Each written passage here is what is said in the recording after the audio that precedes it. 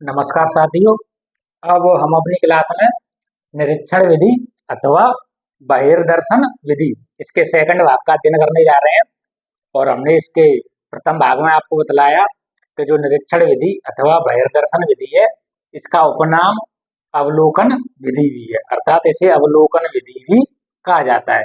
हमने आपको बतलाया अवलोकन का शाब्दिक अर्थ होता है ध्यान पूर्वक देखना, और हमने बताया कि जो निरीक्षण विधि है इसके बहिर्दर्शन का जो विचार सर्वप्रथम प्रस्तुत किया था वो थे जॉन ब्रॉड्स वाटसन, और इन्हें व्यवहारवाद का जनक भी हम कहते हैं। फिर हमने आपको बतलाया कि जो निरीक्षण विधि है, निरीक्षण विधि में निरीक्षण करता प्रयोज्य अर्थात जिनके व्यवहार का निरीक्षण किया जा रहा है उनके व्यवहार को ध्यानपूर्वक क्या करता है, अवलोकन करता है, और अवलोकन के पश्चात निरीक्षण करता उस प्रयोज्य के संबंध में किसी उचित निर्णय पर पहुंचता है।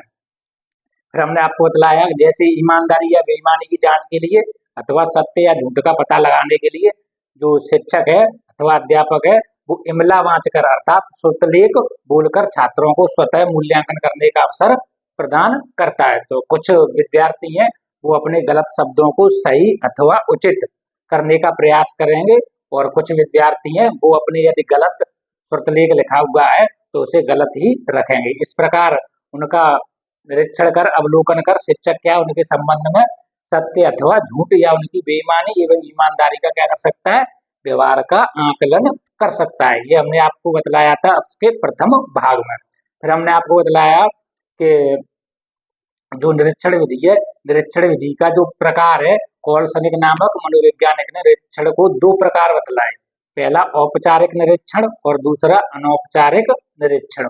औपचारिक निरीक्षण हमने बतलाया कि यह नियंत्रित दशाओं में होता है, इसके लिए सारी कंडीशनें पहले से ही पूर्व निर्धारित कर ली जाती हैं। विद्यार्थियों को निरीक्षण की तिथि, निरीक्षण का समय, निरीक्षण का तारीख और निरीक्षणकर्ता का नाम अथवा उसका परिचय एवं निरीक्षण से संबंधित विषय वस्तु अथवा क्षेत्र से पूर्व में या पहले ही क्या कर दिया जाता है, उनको सूचित कर दिया जाता है अथवा उन्हें अवगत करा दिया जाता है।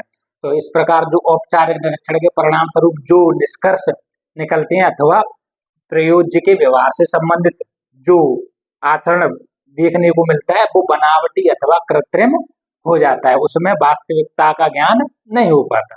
दूसरा हमने बताया अनौपचारिक निरीक्षण। अनौपचारिक निरीक्षण पूर्णतः अनियंत्रित दिशाओं में होता है, यानी ये अनायास आकस्मिक एवं अनियोजित होता है। इसके लिए पूर्व से कोई सूचना नहीं होती है। प्रयोज्य को निरीक्षण की तिथि, निरीक्षण की तारीख, निरीक्षण का समय, निरीक्षणकर्ता अथवा निरीक्षण का क्षेत्र या विषय वस्तु से उन्हें परिचित नहीं कराया जाता। सब कुछ क्या होगा, आकस्मिक होगा। तो जो अनौपचारिक निरीक्षण है, अनौपचारिक निरीक्षण के द्वारा जो प्रयोज्य का व्यवहार से संबंधित जो आकलन होता है, जो अवलोकन होता है, वो अधिक से अधिक क्या है, यथार्थ पाया जाता है। यथार्थ उसको प्राप्त कर सकते हैं। यहाँ तक हम पहुंच गए थे इसके निरीक्षण विधि अथवा बहिर्दर्शन विधि के प्रथम भाग में। अब हम चलते हैं इसके सेकंड भाग में। तो हमने आपको बतलाया कि भाई जो निरीक्षण विधि है या निरीक्षण के प्रकार है, यह दो प्रकार के हैं कोलसनिक के अनुसार, औपचारिक निरीक्षण और दूसरा अनौपचारिक निरीक्षण। तो जो शिक्षक के लिए, जो अध्यापक के लिए अनौपचारिक निरीक्षण अधिक उपयोगी एवं उपयुक्त माना जाता है। क्यों?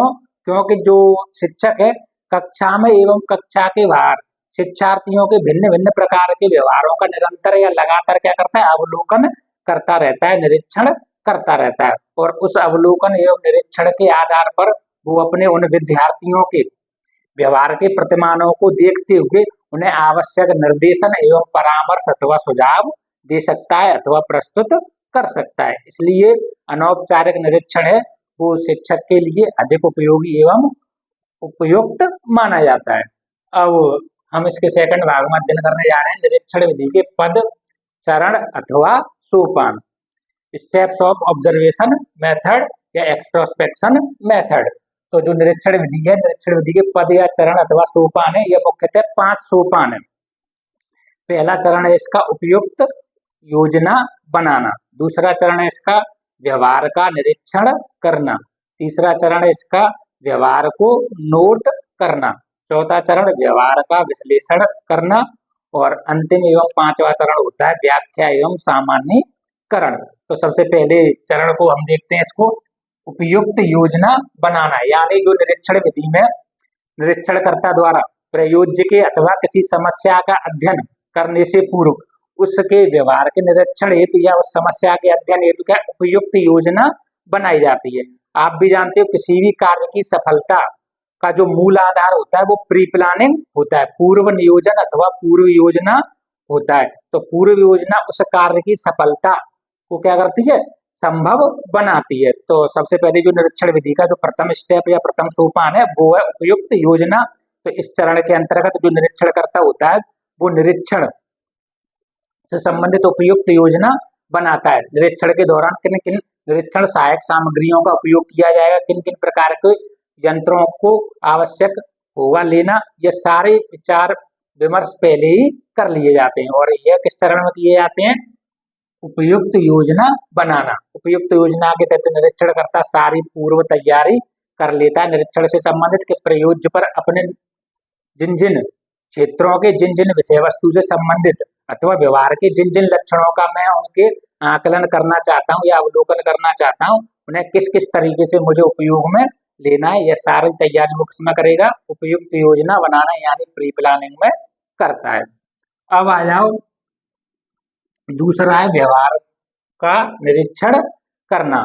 अब दूसरा स्टेप है व्यवहार का निरीक्षण करना। इस चरण या सोपान के तहत जो निरीक्षण करता होता है वो प्रयोज्य के अथवा विद्यार्थियों के व्यवहार का क्या करता है, निरीक्षण करता है अथवा ध्यान पूर्वक अवलोकन करता है। जैसे व्यवहार से संबंधित कोई भी व्यक्ति अथवा प्रयोज्य के क्या हो सकते हैं, गुण हो सकते हैं। जैसे विद्यालय में विद्यार्थियों से संबंधित जो गुण है जिनके आधार पर उनके व्यवहार को आप क्या कर सकते हो, अवलोकित कर सकते हो, निरीक्षण कर सकते हो। तो जैसे सबसे महत्वपूर्ण चीज ईमानदारी, ठीक है जी, नियमितता, स्वच्छता, सत्यवादिता, पर्यावरण के प्रति चेतना, वैज्ञानिक दृष्टिकोण, स्वास्थ्य परीक्षण, खेल कूदों के प्रति रुचि, अपने सामाजिक परिवेश अथवा अपनी मित्र मंडली में सहयोगात्मक रवैया, ऐसे हम अनेक सारे बिंदुओं पर क्या कर सकते हैं, उनका निरीक्षण कर सकते हैं। तो दूसरा चरण व्यवहार का निरीक्षण करना।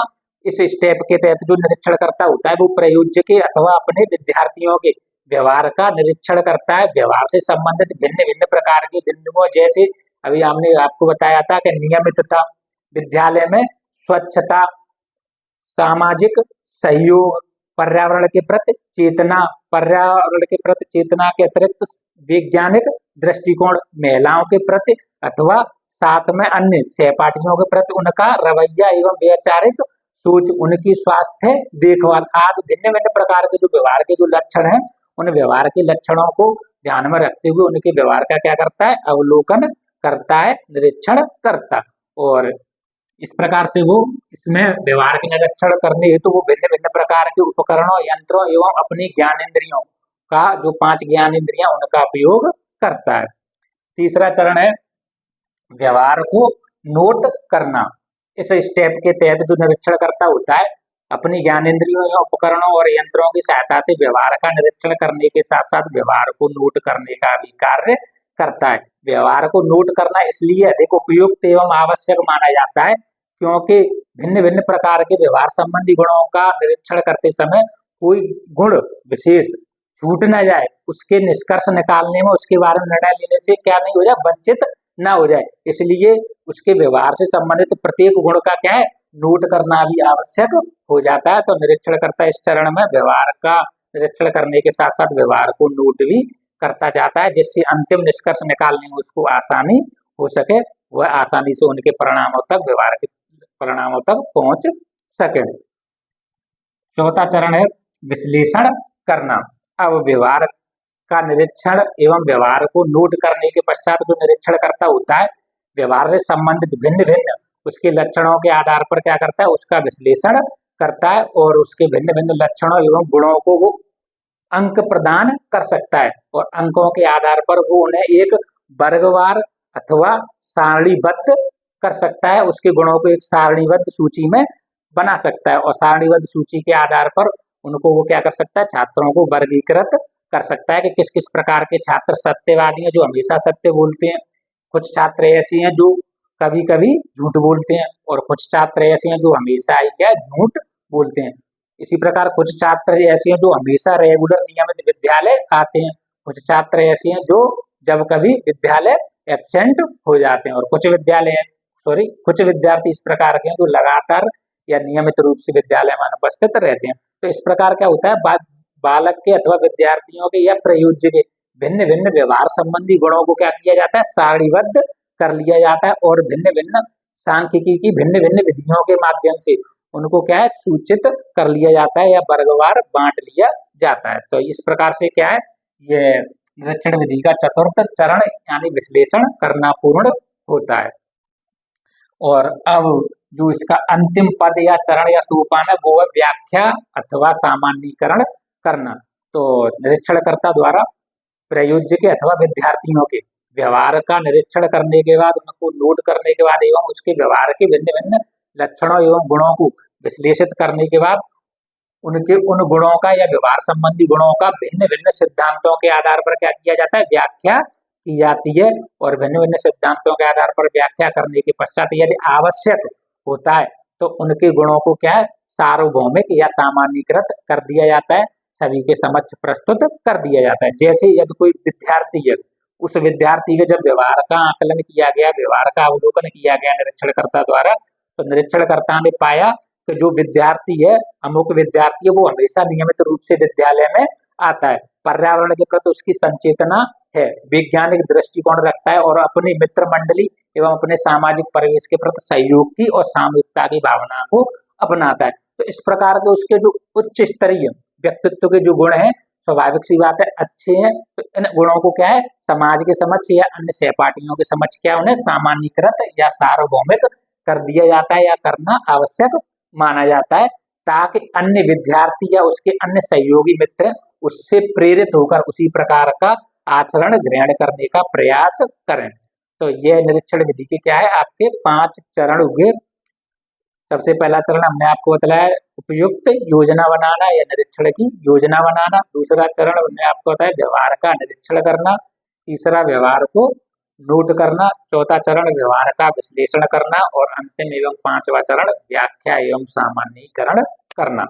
तो अब इसके बाद निरीक्षण विधि के कुछ गुण और कुछ दोष हैं, जिसकी वजह से क्या है, ये महत्वपूर्ण भी है, और दोष होने की वजह से यह उपयुक्त नहीं मानी जाती, पूर्णतः उपयुक्त नहीं मानी जाती। तो सबसे पहले आ जाओ हम गुण।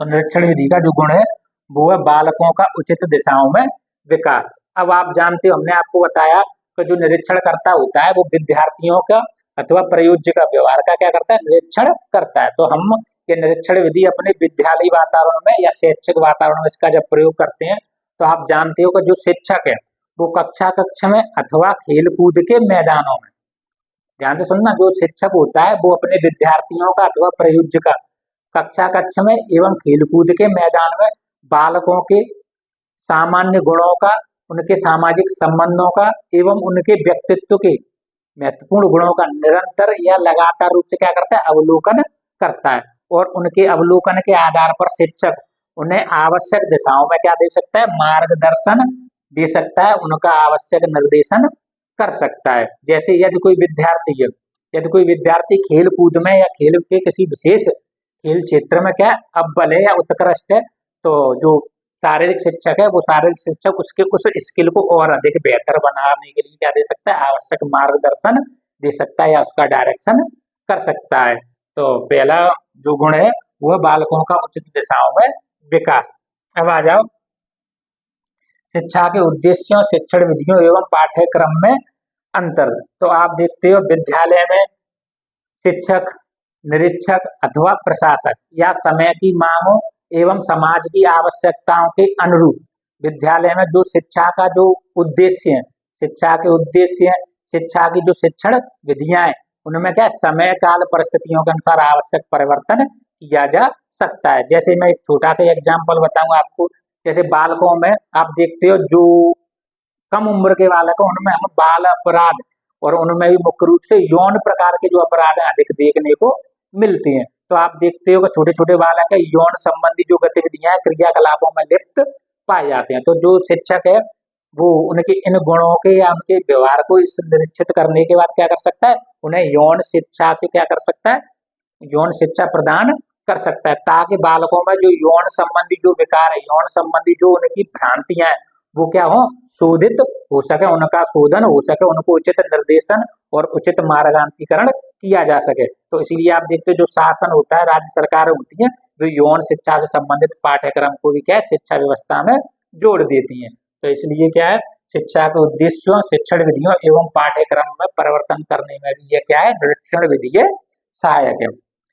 अगला गुण है विद्यालय में वांछनीय परिवर्तन। आप देखते हो विद्यालयों में भिन्न भिन्न प्रकार की गतिविधियों को संपन्न करवाया जाता है। उन गतिविधियों में विद्यार्थियों के भाग लेने की इच्छा और रुचियों के आधार पर विद्यालयों में आवश्यक क्या किया जा सकता है, परिवर्तन किया जा सकता है, वांछनीय परिवर्तन लाया जा सकता है कि किन किन प्रकार के खेलों में, किन किन प्रकार के कार्यों में जो विद्यार्थी अधिक रुचि रखते हैं या उन्हें अधिक आनंद की अनुभूति होती है, तो उसी प्रकार की शिक्षा व्यवस्था लाने का प्रयास किया जाता है या विद्यालय में उसी प्रकार का वातावरण निर्मित करने का प्रयास किया जाता है अथवा बनाया जा सकता है। तो विद्यालयों में वांछनीय परिवर्तन भी किया जा सकता है।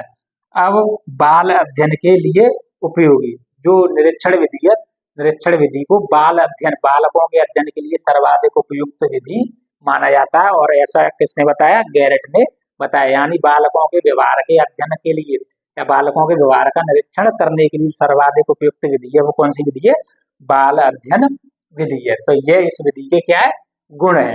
अब आ जाओ दोष, डिमेरिट्स। तो हमने आपको बतलाया था कि कॉल्सनेक ने जो निरीक्षण विधि है या निरीक्षण विधि के जो प्रकार थे वो 2 प्रकार के बतलाए थे, औपचारिक निरीक्षण और अनौपचारिक निरीक्षण। तो आपको हमने बतलाया था जो औपचारिक निरीक्षण है वो नियंत्रित दशाओं में होता है। यानी प्रयोजकों अथवा विद्यार्थियों को निरीक्षण की तिथि, निरीक्षण का समय, निरीक्षण की तारीख एवं निरीक्षणकर्ता का परिचय और निरीक्षण से संबंधित विषय वस्तु अथवा क्षेत्र से पूर्व से ही क्या कर दिया जाता है, परिचित करा दिया जाता है अथवा अवगत करा दिया जाता है, जिससे जो विद्यार्थी होते हैं, विद्यार्थियों को पता चल जाता है कि हमारा निरीक्षण संबंधित तिथि को संबंधित समय पर और अमुक व्यक्ति या अमुक निरीक्षणकर्ता के द्वारा और अमुक क्षेत्र से संबंधित होगा। तो उससे क्या होता है कि जो प्रयोज्य अथवा विद्यार्थी होते हैं उस निरीक्षण के क्षेत्र से संबंधित प्री प्लानिंग या पूर्व तैयारी करके आता है और अपने नेचुरल या प्राकृतिक या स्वाभाविक व्यवहार को प्रदर्शित ना करते हुए क्या करता है, बनावटी व्यवहार को धारण कर लेता है। जैसे विद्यालयों में पहले से सूचित कर दिया जाता है कि भाई अमुक तिथि को फलाना कोई अधिकारी है या अमुक अधिकारी है विद्यालय के निरीक्षण या दौरे पर आ रहे हैं, तो आपको वहां उस दिन के लिए क्या है, सभी विद्यार्थियों को अपनी गणवेश में आना है पूर्णतः और साफ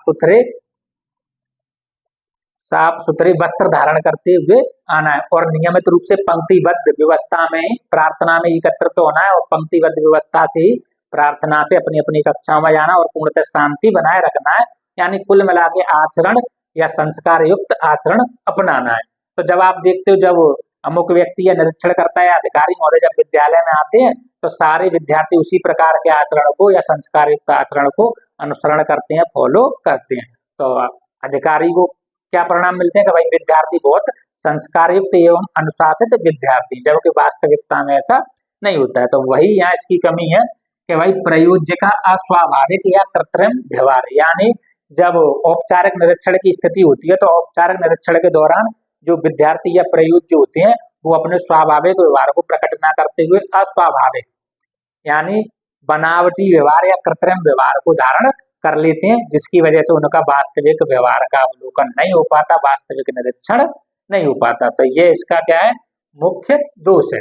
अब दूसरा है निरीक्षणकर्ता की मनोवृत्ति का प्रभाव। अब आप देखते हो कि निरीक्षणकर्ता प्रयोज्य के व्यवहार का क्या करता है, निरीक्षण करता है। तो कई बार क्या होता है, लंबे समय तक व्यवहार का अवलोकन करने के साथ साथ या निरीक्षण करने के साथ साथ जो निरीक्षणकर्ता होता है उसकी जो मनोवृत्ति है या उसके जो संबंध है प्रयोज्य के साथ सौहार्दपूर्ण हो जाते हैं, यानी मधुर संबंध स्थापित हो जाते हैं, जिसकी वजह से जो निरीक्षणकर्ता की जो मनोवृत्ति है या उसके जो मधुरतापूर्ण संबंध प्रयोज्य के साथ स्थापित हुए हैं उन मधुरतापूर्ण संबंधों का प्रभाव निरीक्षणकर्ता के जो व्यवहार संबंधी निरीक्षण के जो परिणाम होते हैं उन पर प्रकट होने लगता है, और निरीक्षणकर्ता की मनोवृत्ति है, मनोवृत्ति उनके परिणामों को या निरीक्षण के परिणामों को प्रभाव डालती है, जिसकी वजह से वास्तविक निष्कर्ष या वास्तविक परिणाम प्राप्त नहीं हो पाते।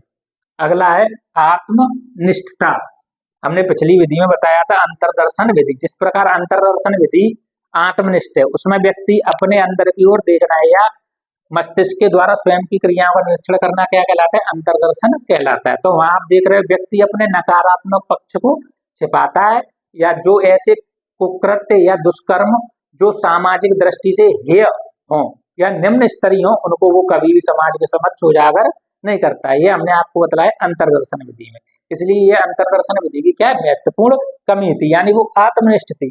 तो यहाँ भी ये जो निरीक्षण विधि या बहिर्दर्शन विधि है, इसमें भी अंतर्दर्शन विधि की तरह आत्मनिष्ठता का गुण पाया जाता है। क्यों? क्योंकि जो निरीक्षण करता होता है व्यवहार का, प्रयोज्य के व्यवहार का जब निरीक्षण करता है, तो जो निरीक्षण करता है कि स्वयं की जो व्यक्तिगत मनोवृत्ति है वो व्यक्तिगत होती है, वो खुद पर निर्भर करती है कि वो प्रयोज्य के व्यवहार को या उसके व्यवहार संबंधी गुणों को किस किस प्रकार से विश्लेषित कर रहा है, किस किस प्रकार से उनका आकलन कर रहा है। तो इस वजह से क्या है, वो आत्मनिष्ठ होने की वजह से क्या है, इसमें यह दोष पाया जाता है। तो यह आत्मनिष्ठ है। अब आ जाओ वस्तुनिष्ठता एवं विश्वसनीयता का अभाव। तो सबसे पहली चीज आप ये वस्तुनिष्ठता समझो, यह अति महत्वपूर्ण शब्द है वस्तुनिष्ठता। तो आप देखते हो वस्तुनिष्ठता का अगर हम एक शब्दांश में इसके अर्थ को समझना चाहें तो वो है परिणामों की एक रूपता। परिणामों की एक रूपता, यानी यदि किसी भी कार्य को, किसी भी क्रिया को अथवा किसी व्यवहार को कोई भी व्यक्ति निष्पादित करे या संपादित करे, लेकिन प्रत्येक व्यक्ति हर बार एक ही निष्कर्ष पर पहुंचे, यानी परिणाम हर बार एक ही आए, तो उसे हम कहते हैं परिणामों की एक रूपता। यानी रिजल्ट हमेशा सेम होना चाहिए, और जिस क्रिया, जिस गतिविधि, जिस व्यवहार का परिणाम हमेशा एक हुआ, तो वो क्रिया, गतिविधि अथवा व्यवहार क्या हुआ, वस्तुनिष्ठ माना जाएगा। तो अब आप देख रहे हो, जैसे मैं यहाँ पे एक छोटा सा आपको एग्जाम्पल बतलाऊं, मैंने आपसे प्रश्न पूछा कि भारत की राजधानी, भारत की राजधानी है, तो चार विकल्प, नई दिल्ली, मुंबई, लखनऊ और चौथा जयपुर। तो आप देख रहे हो, आपको यह प्रश्न पूछा गया है कि भारत की राजधानी है नई दिल्ली, मुंबई, लखनऊ और जयपुर। तो आप देख रहे हो इसका परिणाम में एक रूपता है, इसको कोई भी व्यक्ति हल करेगा तो स्वाभाविक सी बात है इसका सही और सटीक आंसर क्या है, नई दिल्ली है, जो भारत की राजधानी कही जाती है, भारत की राजधानी मानी जाती है। तो आप देख रहे हो इसके परिणाम को लेकर विसंगति या मतभेद नहीं होगा, इसका परिणाम बिल्कुल एक रूप है। तो ऐसे प्रश्न या ऐसे लक्षण प्रदर्शित करने वाली जो विधि है वो कहलाती, वो ऐसे गुण रखने वाले को क्या कहते हैं, वस्तुनिष्ठ कहते हैं। तो आप देख रहे हो कि निरीक्षण विधि को वस्तुनिष्ठ इसलिए नहीं है कि जब उसी एक ही निरीक्षण करता होता है तो वो एक ही प्रकार के रिजल्ट देगा, लेकिन यदि भिन्न भिन्न निरीक्षण करता होंगे, भिन्न भिन्न निरीक्षण कर्ताओं द्वारा उन्हीं विद्यार्थियों का वापस क्या किया जाए, व्यवहार का अवलोकन करवाया जाए, तो भिन्न भिन्न निरीक्षण करता भिन्न भिन्न प्रकार के परिणाम एवं निष्कर्ष निकाल कर देंगे। तो इस वजह से क्या है, परिणामों की एक रूपता ना होकर विषम रूपता हो जाती है। इसलिए क्या है, यह विधि वस्तुनिष्ठ नहीं है, और जो वस्तुनिष्ठ नहीं होती उस पर आप विश्वास नहीं कर सकते, उसमें विश्वसनीयता का अभाव हो जाता है। यानी उसमें आप विश्वास नहीं करोगे कि इस व्यक्ति या निरीक्षणकर्ता द्वारा जो अमुक विद्यार्थियों का या प्रयोज्य का जो व्यवहार का निरीक्षण किया गया वो पूर्णतः सटीक है, सत्य है, ऐसा माना जाना या स्वीकार करना पूर्णतः स्वीकार नहीं होगा, संभावना की हमेशा गुंजाइश बनी रहती है। तो इस वजह से क्या है, निरीक्षण विधि है ये वस्तुनिष्ठ एवं विश्वसनीयता का क्या रखती है, अभाव रखती है, यानी पूर्णतः वस्तुनिष्ठ एवं विश्वसनीय नहीं है। और इसका अंतिम या महत्वपूर्ण दोष है वो असत्य निष्कर्ष। तो जो निरीक्षण विधि द्वारा प्राप्त परिणाम है वो एक रूप नहीं होते, भिन्न भिन्न निरीक्षण करता भिन्न भिन्न परिणामों को प्राप्त होते हैं। इसकी वजह से परिणामों में विषम रूपता होती है। परिणामों में विषम रूपता होने की वजह से जो निरीक्षण विधि है वस्तुनिष्ठ एवं विश्वसनीय विधि नहीं होती है। तो इसलिए इसके जो निष्कर्ष हैं निरीक्षण विधि के द्वारा जो निरीक्षण करता है वो प्रयोज्य से संबंधित एवं विद्यार्थियों से संबंधित उनके व्यवहार से संबंधित जो निष्कर्ष या परिणाम पहुंचते हैं वो परिणाम प्राप्त होते हैं वो पूर्णतः सत्य हो ऐसा होना आवश्यक नहीं है। क्यों?